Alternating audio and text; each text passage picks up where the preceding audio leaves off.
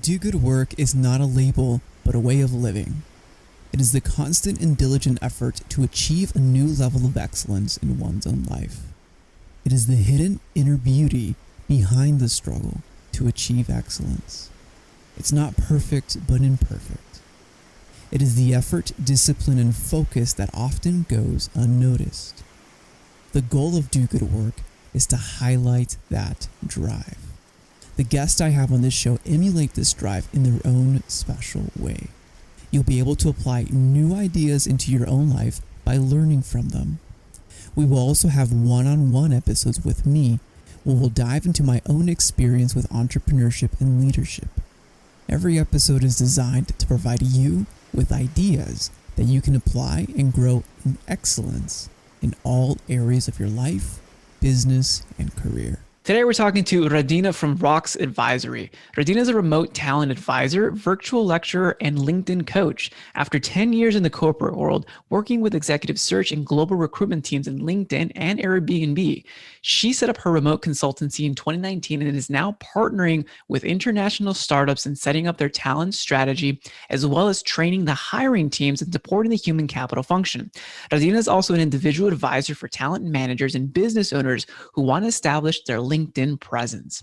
She's on a mission to repair the bridge between the organizations and the talent through creating and nurturing the right human-oriented practices. Radina, thank you so much for being on today. Pleasure. Thank you so much, Raul. So when I talk to clients, when I talk to teams, when I organize and help people grow, there's three things you can do with leverage. The first is human capital, your people, the teams, not just like they're robots or machines, they're humans, right? So that's the first way to leverage. Second one is through technology, which includes AI. And the third is through systems. Now, the systems piece, a lot of people think if I have the right system, if I have the right procedures, the processes, everything's going to work perfectly. And okay, cool, you got that, but they fail to see how they can leverage both the human and the AI. And the big issue I'm seeing is that we're starting to treat humans like machines when we shouldn't.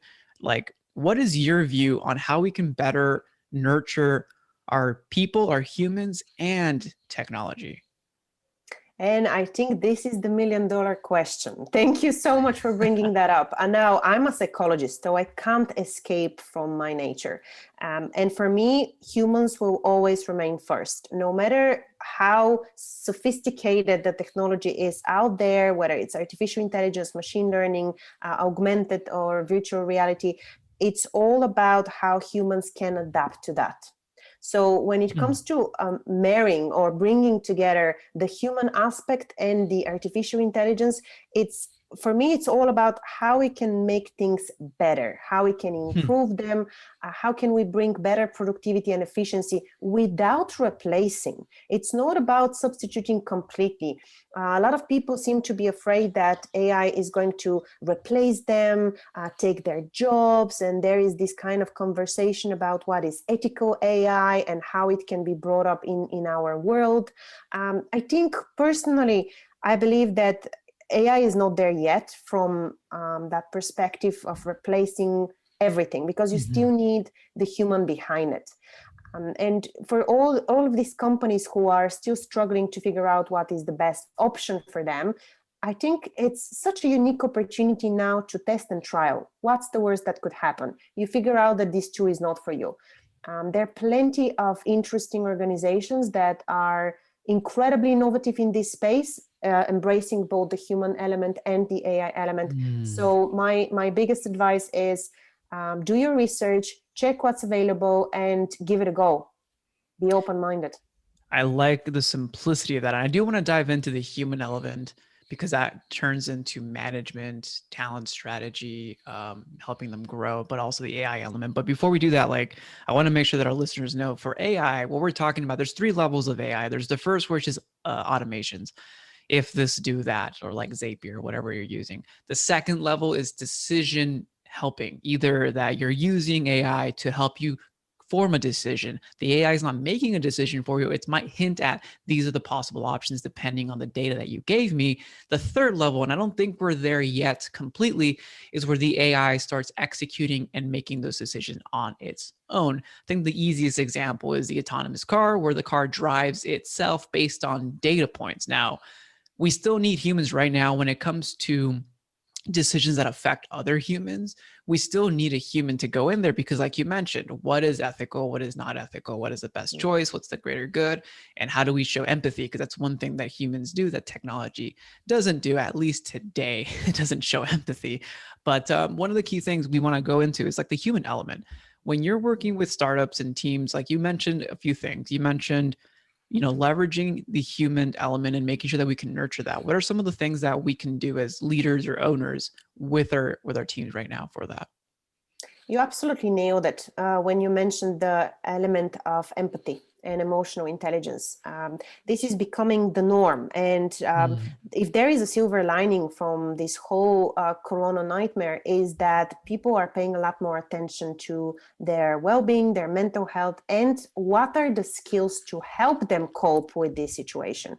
And this is inevitably related to something that is in the core of the humans, which is the emotions, the drivers, the motivation, and the self-awareness. And these are all the core aspects of emotional intelligence, ultimately. And there isn't, at least to my knowledge, I've seen tools that are helping people be more aware, right? So as you mentioned, the level of automation, the level of decision-making that is supporting you to make better and more thoughtful decisions. So I've definitely seen that. But if we think about the human element and leaders in particular, there are two core aspects. On one side is the vulnerability. We are all in this together, showing personal example, showing this element of growth mindset and the ability to say, hey, I'm also struggling. This is also challenging for me. I also have my cats, dogs, family members, and panic around the house. And yes, there are elements, there are moments of my time that I can't cope with that. And that's totally fine. That's okay. Being like a transparent leader there. Precisely. It's I even call it radical transparency. Nothing radical is good, but ultimately being transparent, being vulnerable, embracing this challenging situation through being authentic, your authentic self. I think this is super, super important to get people on board and to be more trustworthy and credible as a leader. So right now we're looking at the leadership component as I'm managing a team. Let's talk about the actual talent strategy to nurture that team or even grow that team, because I know that's like your bread and butter. What are some of the the tactics or the strategy that you look at when you're forming the right kinds of teams? Yes, and again, this is not an exact science, right? It's not 1 + 1 makes 2, and thank God for that to a certain extent. But I do like simplicity, and I do like starting at the bottom of all evils or all goods, which is the value system, right? And when you're thinking about creating a team, ultimately you don't start with the ideal profile. That used to be back in the early 2000s. You think about an ideal profile, this purple unicorn, skills and attitudes and behavior. Now it's all about motivation and values. If you don't have this layer, it's incredibly difficult. You might get the best CV out there, the best professional on paper, but if they don't have the same values or similar values to your team, to your job, to your organization, then it's going to be incredibly difficult. So when it comes to talent strategy, I always advise founders, CEOs, C-level managers to think about the value system. And these are not the core values that are written somewhere, put on a wall or written on the employee manual. These are things that you believe your company is doing from a business point of view, services, product, whatever your core business is. So starting with values and motivation, and then moving on to the skills that actually matter, and that matter not only now in 2020, but they're still going to matter in 2025, which is just around the corner. All right. When you say it that way. No, that's so true. So it's focusing, I want to even throw the word out there, like culture, focusing on like, what is a company actually exhibiting and who are the type of people or the leaders or the culture carriers that we want to be able to have in the company. But then also looking at, I guess, what are the skill sets that will last a long time in the company that we definitely need? And I think you need a long-term perspective for that, right? I can't just be, I need an immediate Absolutely. job fulfilled now. Like, I know those things happen, but it's also looking strategically, what will I need? And how do we look beyond, what technology is doing? And that brings in the second point that we talked earlier. How do you look into like AI or technology leverage or that element while you marry this talent strategy? How do you marry that to the technology? Absolutely. And I think this is a natural progression. If we look at what has happened in the last 20 years, and I am Generation Y, right? I'm a millennial, and I'm probably the last generation that was that grew up still up until I was 10 or 11 without internet on the street and just playing with the other kids, and then moving on to Wi-Fi, moving on to the first iPhone, and then look at where we are now. So within the span of 20 years, technology has shifted completely the way we work, think, live, etc. So it's absolutely against progress to not to embrace the technology that exists right now. And I'm not talking about massive systems and automation tools. I'm talking about small tweaks that you can make to support your productivity and your team's productivity as well. We're talking about chatbots. We are talking about technology that is related to supporting better decisions through artificial intelligence. So, for example, how when you are hiring for people, when you are experiencing high volume, which is probably every second company right now in the world is experiencing high volume applications, what are the right tools to help you navigate through this journey without compromising the candidate experience?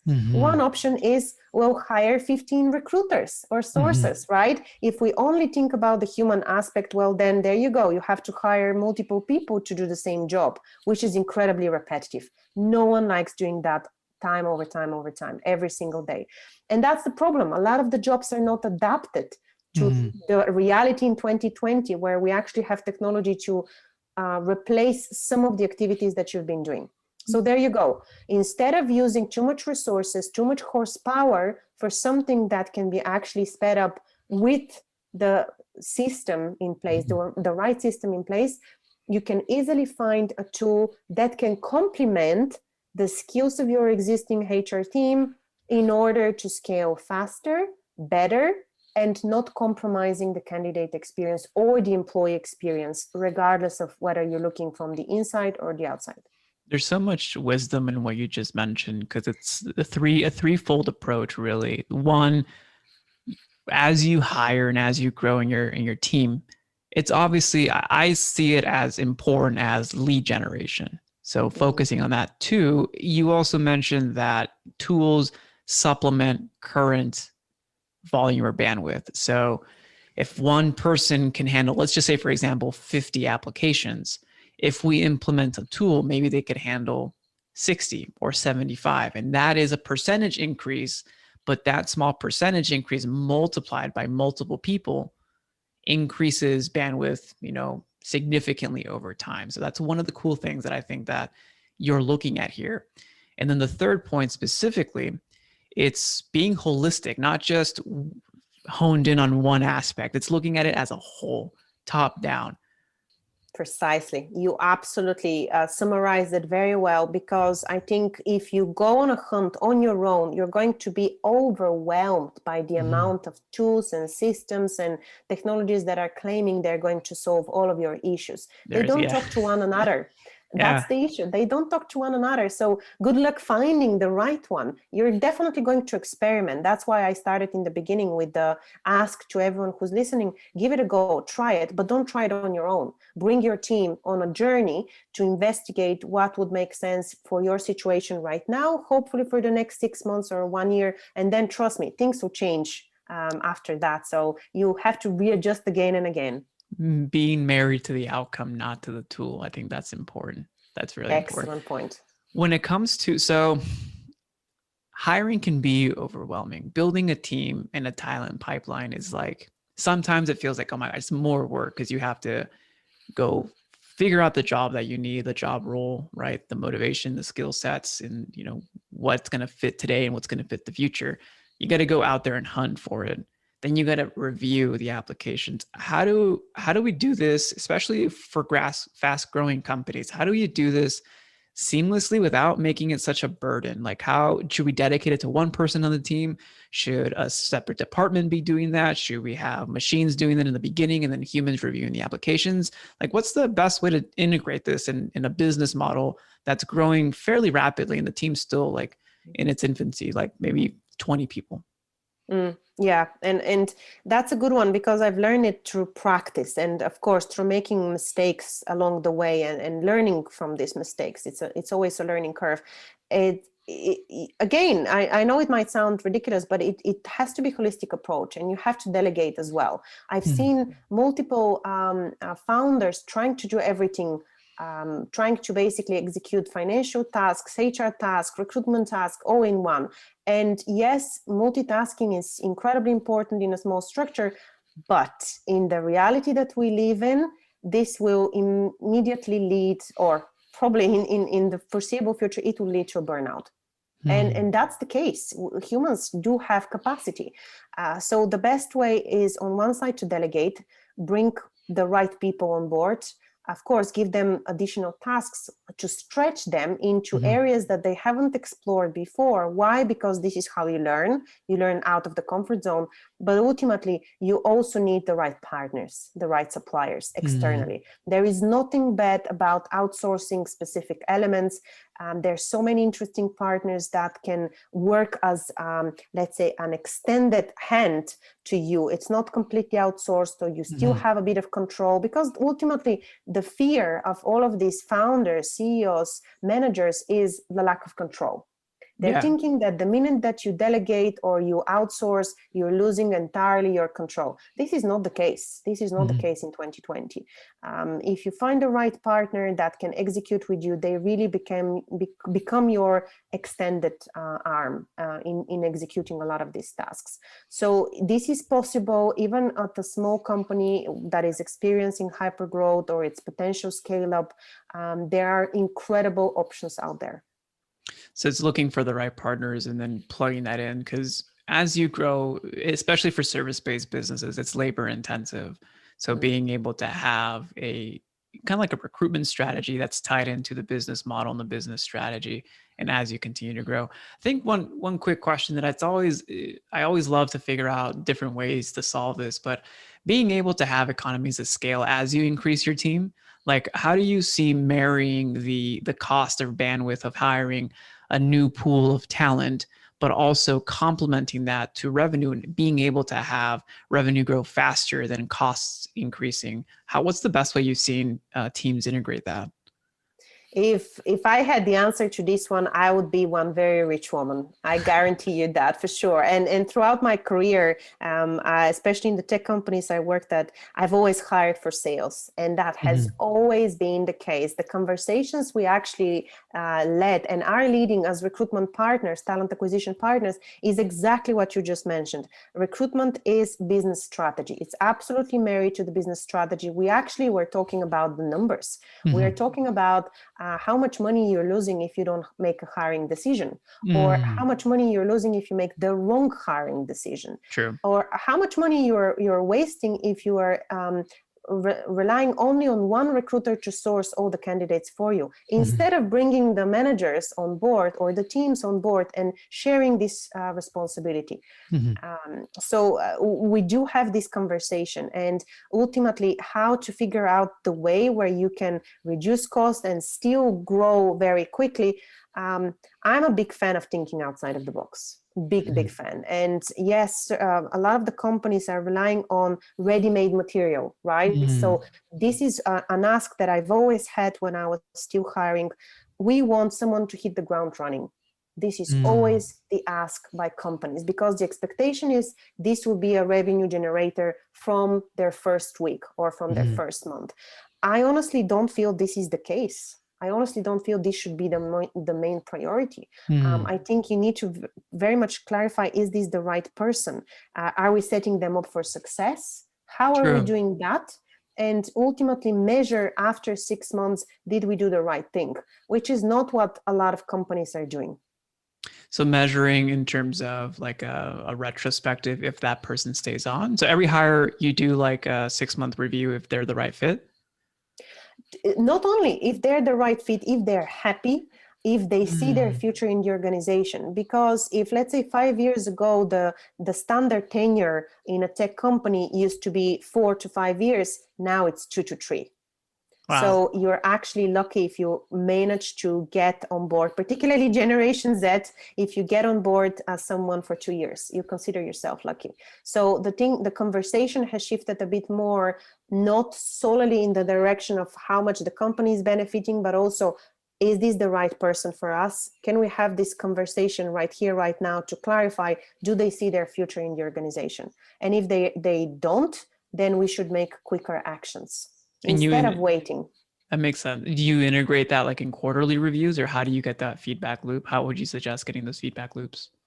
Absolutely. And I do push for 3 and 6 months review. Okay. 6 months is usually a good time to have a proper sense. But if we have to be honest, we get the feeling, the first impression after the first month and after the third month as well. So having this check, and I call it pulse check, right? A pulse check for the new employee, for the new team member, checking the pulse of the team as well. Hey, how do you feel with this new team member? And ultimately also the manager, do you feel that this is a contributor, or do you feel that there might be potential challenges? So it's this 360 holistic review, 3 months, 6 months, and then ideally 1 year. That makes a lot of sense. And it's like a mindset shift as opposed to looking at one specific metric. It's looking at all the quote unquote phantom dollars that we're not taking account of and how much we'll actually lose or benefit if we have the right person in place, which is, I think, a key piece in any business model to keep growing. Exactly. I love that. Well, Radina, for our listeners here today to reach out to you, thank you for this episode. What's the best place for people to go to learn more about you and contact you? Absolutely. It was my pleasure. I'm always on LinkedIn, and my name is way too unique, so you can't make mistake. Even if you type my first name, you always find me on LinkedIn. My company is called Vox Advisory, so you can always find me on Google or on LinkedIn for sure. And we'll put the links in the show notes as well. They'll be down below, and you'll be able to get access there. But thank you so much for being on again. Awesome. Thank you.